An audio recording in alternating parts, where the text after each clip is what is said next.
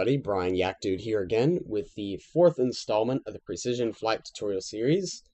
And today we're going to go ahead and talk about spins. So we'll go ahead and get right into that. Spins are very widely used in IMAC and F3A precision aerobatics. They're definitely a maneuver that you're going to want to master because they're high in K factor, which is points factor, basically.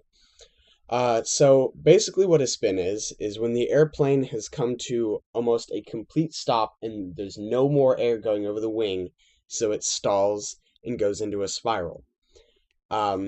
This can really only be done one correct way, and that is with the wing stalling by itself with very minimal help from you until the stall has begun. Then you'll add in the control that you need to. There are two types of spins. There's positive when the airplane is upright and negative when the airplane is inverted. And you can spin, of course, right or left. I know in F3A precision aerobatics, it does not matter which way you spin, and I believe it's the same for IMAC. I'm not 100% sure about the upper classes, but I believe you can spin in either direction, as long as you're in the correct orientation, upright or inverted. So I'm going to go ahead and go up and demonstrate a proper spin, and then I'll go ahead and show a positive and a negative spin, and then the common mistakes on spins. There isn't a whole lot to say here. It's fairly simple. It just requires a lot of practice and work to become perfectly mastered. So I'm going to go ahead and go up here into a positive spin. I'm going to do a 2-turn rotation spin to the left. So I'm coming completely off my throttle.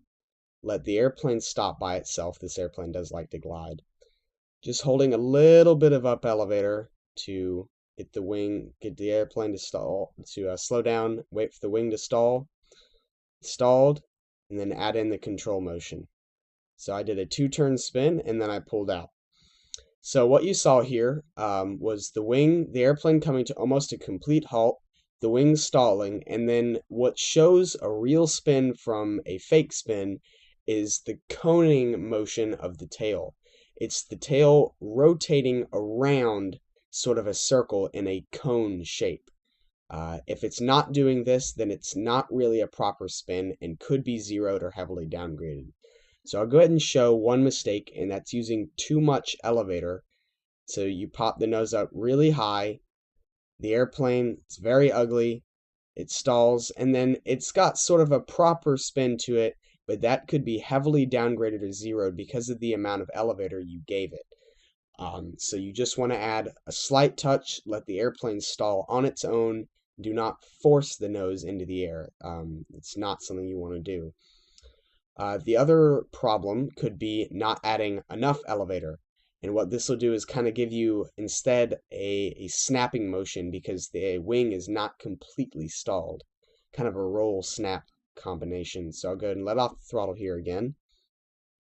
And I'm not going to let the airplane completely stall. I'm kind of like going to force it in.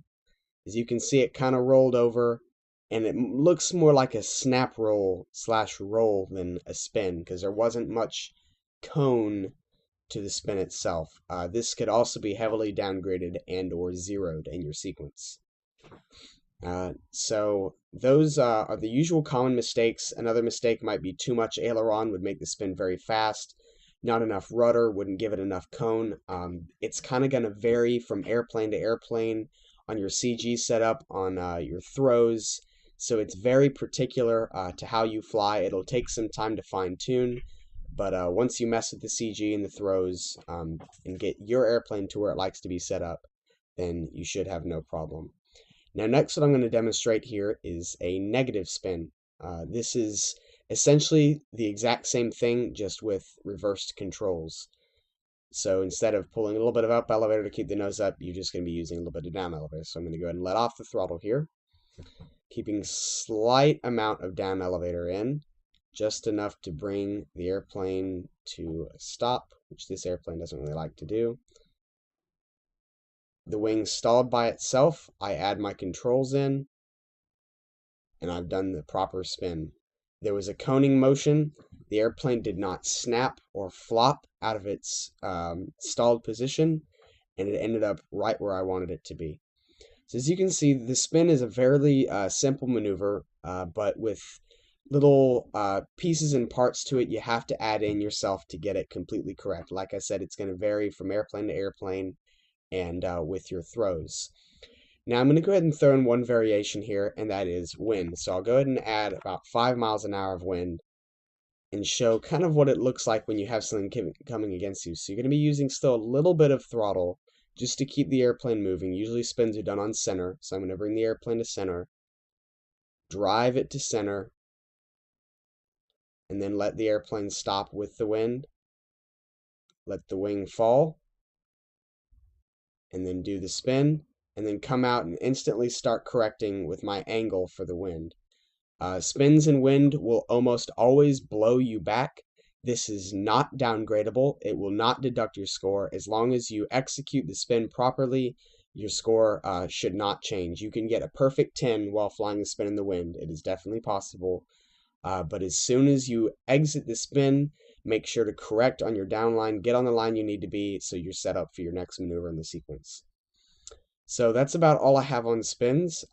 If you have any questions, feel free to contact me and I will help you out as best as I can. Thank you for watching. I hope the video has been helpful and we'll see you guys next time.